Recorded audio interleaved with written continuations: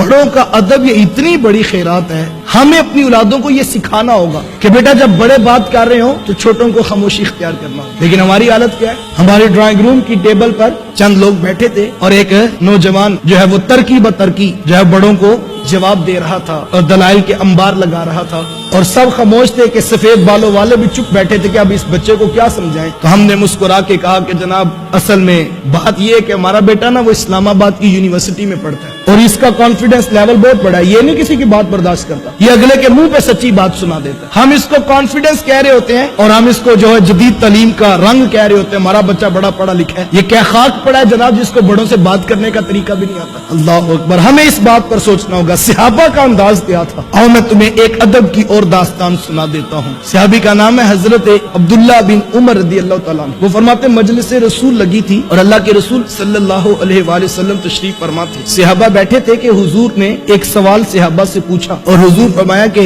صحابہ یہ بتاؤ کہ وہ کون سا درخت ہے جس کی مثال مومن کی سی ہے؟ اب سب صحابہ خاموش، اور صحابہ فرماتے کہ ہم جنگل کی جڑی بوٹیوں کی طرف غور کرنے لگے کہ کون سا درخت ہے جس کی مثال مومن کی سی ہے، اور اس کے پتے بھی فائدہ دیتے ہیں، اس کا پھل بھی فائدہ دیتا ہے، اس کی جڑیں بھی فائدہ دیتی ہیں۔ فرماتے ہم سوچنے لگے کہ وہ کون سا درخت ہے جس کی مثال مومن کی سی ہے اور جو نفع بخش ہوتا ہے۔ فرماتے تھوڑی دیر جب گزری اور کسی کو جواب نہ آیا تو حضور علیہ السلام نے وقفہ سکوت توڑتے ہوئے خود ارشاد فرمایا کہ صحابہ وہ تو کھجور کا درخت۔ اب مجلس برخاست ہوگی، صحابہ اٹھ کر گھروں کو جانے لگے۔ جب گھر پہنچے تو حضرت عمر رضی اللہ تعالیٰ عنہ کے بیٹے اپنے والد ماجد سے عرض کرتے ہیں کہ ابا جی آج حضور نے سوال کیا تھا نا، اور حضور نے پہلی پوچھی تھی کہ وہ کون سا درخت ہے جس کی مومن کی سی مثال ہے؟ حضرت عمر رضی اللہ تعالیٰ عنہ فرمایا ہاں بیٹا حضور نے یہ بات پوچھی تھی۔ تو کہا کہ پھر جواب اس وقت تو کسی کے ذہن میں نہیں آیا۔ ابن عمر رضی اللہ تعالیٰ عنہ عرض کرتے ہیں اللہ کی قسم ابا جی مجھے جواب آتا تھا۔ تو کہا بیٹا آپ نے بتایا کیوں نہیں؟ اگر آپ بتاتے تو مجھے بھی خوشی ہوتی کہ عمر کے بیٹے کو جواب آتا تھا۔ تو ابن عمر نے کتنا خوبصورت جواب دیا،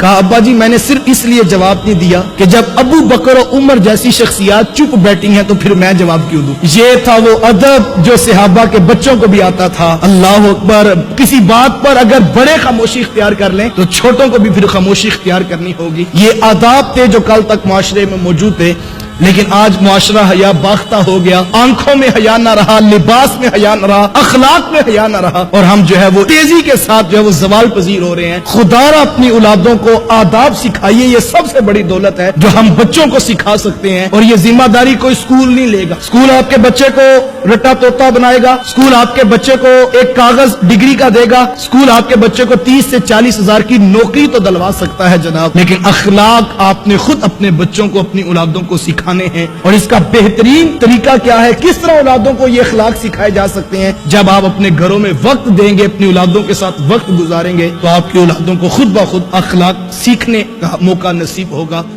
اس ویڈیو کو شیئر ضرور کیجئے، ہو سکتا ہے آپ کے ایک شیئر سے یہ بات کسی کے دل میں اتر جائے۔ جزاک اللہ۔